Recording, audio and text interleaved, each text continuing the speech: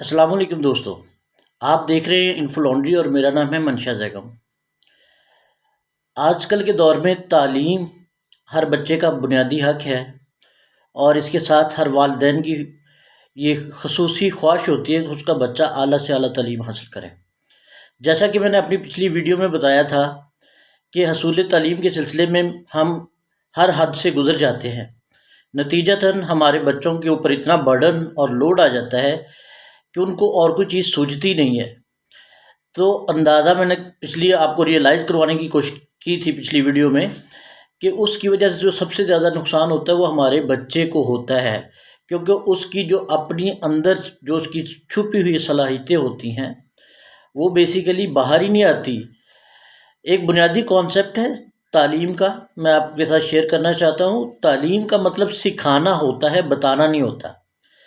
मगर अनफॉर्चुनेटली बदकिस्मती हमारी ये है कि हमारे तमाम असातिज़ा ज़्यादातर, मैं तमाम की बात नहीं करता, ज़्यादातर ये समझते हैं कि जो टेक्स्ट बुक के अंदर या किताब के अंदर जो मालूमात दी हुई हैं उसको अगर हमने बच्चे तक पहुंचा दिया तो ये तालीम मुकम्मल हो गई। हालांकि हरगिज़ ऐसा नहीं है। तालीम का मकसद ये है कि बच्चे को हमने उसकी चीज़ों को जो बुक के अंदर दी हुई हैं उन चीज़ों को बच्चे को सिखलाना है ताकि बच्चा इस काबिल बन सके कि वो अपने तौर पे काम कर सके। उस बोझ की वजह से हमारे बच्चों की जो है सलाहियतें तो एक तरफ सलब हो जाती हैं, दूसरी तरफ उसकी मेंटल ग्रोथ बहुत कम हो जाती है। देखिए, मैं आपको एक मिसाल देता हूँ। मिसाल के तौर पे अगर फॉर एग्ज़ाम्पल आप बॉडी एक्सरसाइज करते हैं, तो बॉडी एक्सरसाइज के अंदर क्या होता है कि आप किसी मसल के लिए उसकी एक्सरसाइज करते हैं तो मसल ग्रो करना शुरू कर देता है। जो हमारा ब्रेन है वो भी एक मसल है, तो ब्रेन को अगर आप उसकी एक्सरसाइज करेंगे तो ब्रेन भी ग्रो करना शुरू हो जाएगा। अब ब्रेन की एक्सरसाइज क्या है? आप वेट लिफ्टिंग नहीं कर सकते, ब्रेन के लिए आप कुछ और नहीं कर सकते। तो ब्रेन के लिए ना ही आप टांगे ऊपर खड़ी कर लें, और बहुत सारे लोग मुझे खेजी इस तरह की करते हैं जी, खून आपके दिमाग में आ जाता है और उसकी वजह से जो है आपका ब्रेन ज़्यादा वर्किंग है। ऐसा कुछ नहीं, ये सब फजूल बातें हैं। असल में ब्रेन को जब ट्रिगर करना होता है तो उसको कोई चैलेंज देना पड़ता है। आप अपने ब्रेन को, अपने बच्चे के ब्रेन को, और टीचर जो है अपने बच्चों, जो उसकी क्लास के बच्चे हैं, उनको कोई एक चैलेंज दे जिस पे वो सोचने पे मजबूर हो जाए, वो किसी चीज़ का सलूशन ढूंढे। जब वो सोचेगा, सलूशन ढूंढेगा, किसी चीज़ का हल तलाश करेगा, तो उसका मकसद ये है कि उसके ब्रेन ने वर्किंग शुरू कर दी। जब ब्रेन ने वर्किंग शुरू की तो इसका मतलब है कि उसके ब्रेन की ग्रोथ होना शुरू होगी। दूसरी बात जो सबसे अहम पहलू है जिसकी तरफ मैं आपकी तवज्जो मज़ीद मबज़ूल करवाना चाहता हूँ, वो अपने बच्चों के लिए थोड़ी सी फ़िज़िकल एक्टिविटीज़ का ज़रूर ख्याल रखें। अनफॉर्चुनेटली जिस तरह पिछली दफ़ा भी मैं डिस्कस कर रहा था कि होता ये है कि बच्चे जो है वो स्कूल के अंदर पढ़ते रहते हैं, 4-5 बज जाते हैं, फिर घर आके कारी साहब लग जाते हैं और कारी साहब के बाद जनाब अली बच्चा होमवर्क करता है। एक तो मुझे होमवर्क से बड़ी चिढ़ है। आप वालिदैन के तौर पे खुद सोचें कि बच्चे ने एक लेसन स्कूल में पढ़ गया है और फिर उसके बाद ये है कि वो बच्चे को कहा जाता है कि उसको रीराइट करके लाए। दुनिया के अंदर भाईजान लिखाई ख़त्म होती जा रही है और आज भी हम खुशखती के पीछे पड़े हुए हैं जनाब हमारे बच्चों की। ठीक है, लिखवाएं आप, बल्कि तख्तियाँ शुरू करवा दें। मैं तो ये कहता हूँ भाईजान, अब डिजिटल दौर है। डिजिटल दौर के अंदर आपकी राइटिंग जैसी भी है ना, कंप्यूटर को सीधा पधरा कर लेता है, इसलिए परेशान होने की ज़रूरत नहीं है।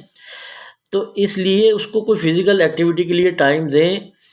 जो टाइम उसका बचता है वो मोबाइल पकड़ लेता है। आप भी कहते हैं ठीक है, बच्चा नुकरे लगा हुआ है तो ओके ठीक है, वेल डन। और आप स्कूल से अपना मोबाइल पे लगे होते हैं और वो बच्चा मोबाइल पे लगा होता है। ये बहुत बड़ी ज़्यादती है। अब इसका सलूशन क्या है, इसका हल क्या है?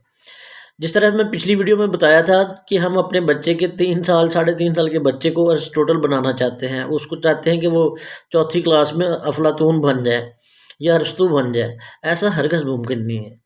देखो, 3 साढ़े 3 साल वाला कॉन्सेप्ट जो है ना, मैं तो बुनियादी तौर पे उस पे एग्री नहीं करता कि उसको क्लासरूम सेटिंग के अंदर भेजें।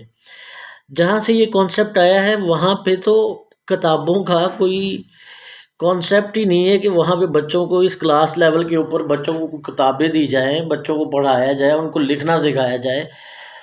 वो तो क्लास 5th तक बच्चों को पास फेल का कॉन्सेप्ट कोई नहीं होता। तो हमने कॉन्सेप्ट तो वहाँ से उठा लिया, लेकिन हमारे टीचर जो हैं अनफॉर्चुनेटली वो उस तरह की ट्रेनिंग नहीं है, जिसकी वजह से फिर ये क्या करते हैं कि वो जनाब अली बुक पकड़ लेते हैं और उससे उनको पढ़ाना। आप ऐसा करें, अपने घर के अंदर छोटे छोटे ब्लॉक्स ले लें इस तरह के आइडेंटिफिकेशन के लिए, लेटर्स की, और मैथ्स के भी इस तरह ब्लॉक्स मिल जाते हैं जैसे बच्चा खेलते खेलते उनको आइडेंटिफाई कर सकता है। और कोशिश करें 5 साढ़े 5 साल से कम उम्र में बच्चे को दाखिल ना करवाएं। और खैर बाकी तो वो एक अलहदा पॉलिसी है कि कितने सब्जेक्ट होने चाहिए, वो एक अलहदा किसी और वीडियो के अंदर मैं उसको डिस्कस करूँगा कि क्या ये ज़रूरी है हमारे ऊपर, ये कोई हदीस नाज़िल हुई है कि हमने 8 7 8 सब्जेक्ट ही पढ़ने और पूरी पूरी किताबें ख़त्म करनी है। टीचर धड़ाधड़ सिलेबस डाली जा रहे होते हैं, जैसे कोई empty vessel and the pouring the knowledge की, मतलब वो खाली कोई एक है, खाली कोई बर्तन है और उसके अंदर जनाब वो डाल रहे हैं इल्म का ख़जाना। तो इसकी आउटपुट क्या आती है? आउटपुट मैंने पिछली दफ़ा भी बताया था कि बच्चा स्वाय कन्फ्यूजन के, there is no confidence, there is no communication skills, there no interpersonal skills. ये वो चीज़ें जो लाइफ स्किल्स जिनको हम कहते हैं और ये अमली ज़िंदगी में भाई काम आती हैं, तो ये सारी चीज़ें तो होती नहीं हैं। तो इसलिए मैं तो कोशिश करूँगा, अपने दोस्तों को भी मशवरा देता हूँ कि आप बच्चे को थोड़ी घर पे तवज्जो दे लिया करें, क्योंकि प्ले ग्रुप के अंदर, इसका नाम ही प्ले ग्रुप है, तो उसके अंदर पढ़ाने का तुक क्या बनता है?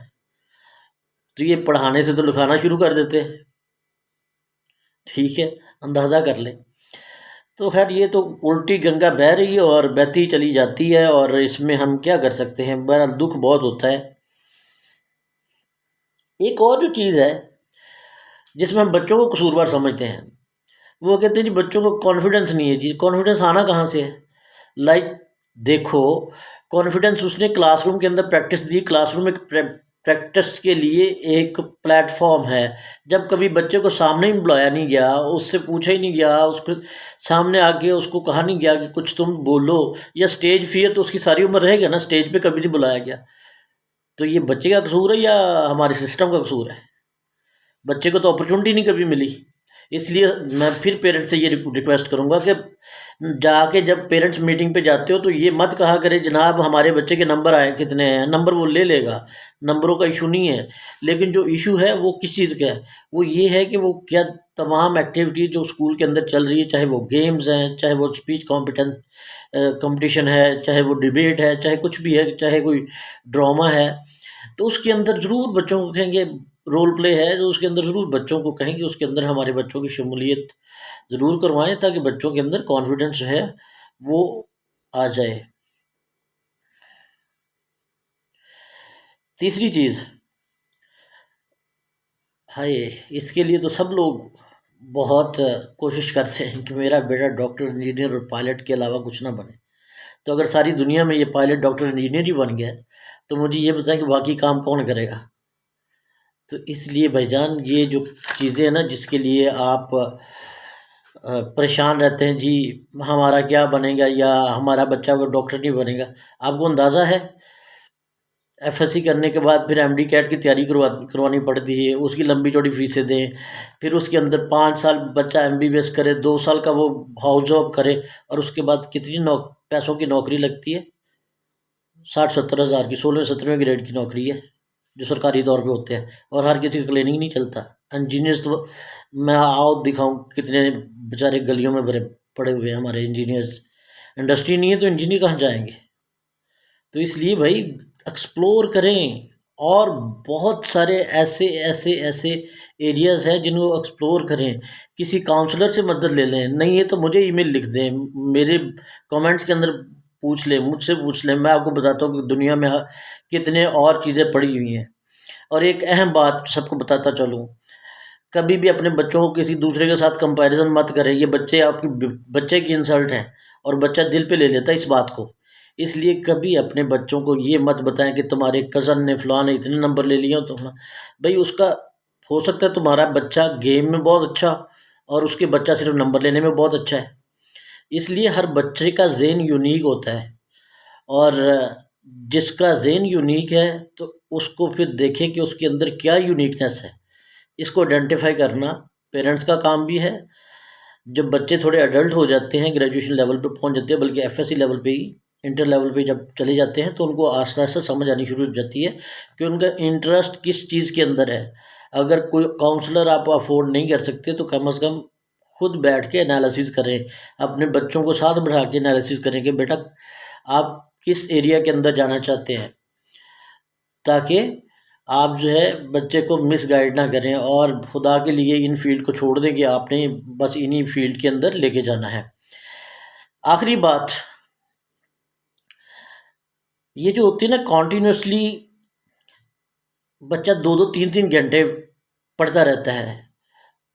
अगर आपने ब्रेन का स्ट्रक्चर पढ़ा हो ना, आपको ब्रेन के स्ट्रक्चर का पता हो कि हमारा ब्रेन काम कैसे करता है, तो आप कभी अपने बच्चे को ये मत कहें कि जनाब आपने 2 घंटे लगातार पढ़ना है, क्योंकि ब्रेन ने असल नॉलेज कैसे ब्रेन में सेट होता है, जाके न्यू इन्फॉर्मेशन जो है वो प्रोसेस होती है और उसने परमानेंट मेमोरी के अंदर जाना होता है। तो वहाँ तक प्रोसेस करने के बाद जो ऐसी इन्फॉर्मेशन जो कि रेलिवेंट नहीं होती, उसको वो दिमाग जो है फ़िल्टर करता है, ब्रेन जो है, और उसके बाद जो मेमोरी जो आपकी परमानेंट मेमोरी है, टेम्परेरी मेमोरी से वहाँ पे इन्फॉर्मेशन जाती है। तो इसलिए जितने इंटरवल ज़्यादा होंगे, बच्चा फ्रेश होगा और ब्रेन का प्रोसेस उतना मुकम्मल हो चुका होगा। जब धड़ाधड़ नई इन्फॉर्मेशन आती रहती तो ब्रेन समझता है ये सारी की सारी जो इन्फॉर्मेशन है ये बेकार है। तो जब वो फ़िल्टर नहीं कर पाता तो वो सारी इन्फॉर्मेशन फेंक देता है। यही हाल है, आप रिसर्च करके देख लें, सुबह जब बच्चा स्कूल जाता है और शाम को जब घर आता है तो उसने जितना कुछ पढ़ा होता है उसमें से हार्डली उसे 15 से 20% वो रिटेन कर पाता है, बाकी सारे का सारा ब्रेन उठा के बाहर फेंकता है कचरे में। तो इसलिए वक्फे जो हैं वो बहुत ज़रूरी हैं बच्चों की पढ़ाई के अंदर। और इसके अलावा मेरी इस आखिरी बात पे गौर ज़रूर कीजिएगा, बच्चे का पैशन अगर उसका प्रोफेशन बन जाए ना, तो उसकी ज़िंदगी सबसे नायाब होती है, सबसे खूबसूरत वही ज़िंदगी होती है जब आपका पैशन आपको प्रोफेशन हो जाए। तो कोशिश करें उनका पैशन उनका प्रोफेशन बने। Thank you very much. और इस चैनल को प्लीज़, अगर आपको वाकई ऑथेंटिक इन्फॉर्मेशन चाहिए तो इस चैनल को सब्सक्राइब ज़रूर कीजिए और बेल आइकॉन पर क्लिक भी कीजिएगा।